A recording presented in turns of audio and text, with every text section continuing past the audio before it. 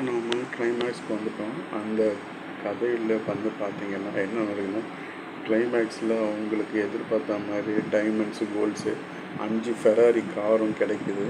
அந்த பசங்களும் 18 வயசு கம்ப்ளீட் ஆகிடுது. அவங்க எல்லாமே லைசன்ஸ் போட்டுக்கிறாங்க. அதுக்கப்புறம் அவங்க இஷ்டம் போல் வண்டி ஓட்டுறாங்க. இந்த கதையில் வந்து பார்த்திங்கன்னா அதுக்கப்புறம் நிறைய புவர் பீப்புளுக்கு போய் ஹெல்ப் பண்ணுறாங்க. ஒரு ஆர்ஃபனேஜு, ரெஃப்யூஜி பீப்புள்ஸ்க்கு எல்லாம் போய் ஹெல்ப் பண்ணுறாங்க. அது மட்டும் இல்லாமல் வந்து பார்த்திங்கன்னா நிறைய பேருக்கு ஒரு ட்ரஸ்ட் ஆர்கனைசேஷன்லாம் வந்து பார்த்திங்கன்னா இன்வால்மெண்ட் ஆகி சோஷியல் சர்வீஸ்லாம் பண்ணி கொடுத்துட்ருக்காங்க. இதிலேருந்து நம்ம தெரிஞ்சிக்க வேண்டியது, ஃபஸ்ட்டு ஒரு கார் இருக்கும்போது அதை அடையிறதுக்கு எல்லாருமே ஒன்றா இருந்தாங்க. ஆனால் ஒரே ஒரு கார் இருக்கும்போது மட்டும் அவங்கவுங்க வந்து பார்த்திங்கன்னா இது எனதுன்னு சொன்னாங்க.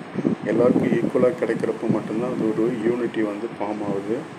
எப்பயுமே நமக்குள்ளே வந்து ஒரு விஷயம் அடையிறப்போ நம்ம வந்து யூனிட்டியை எப்பயுமே நம்ம வந்து கற்றுக்கணும். அதாவது டிசிப்ளினாகவே இருக்கணும். ஓகேவா?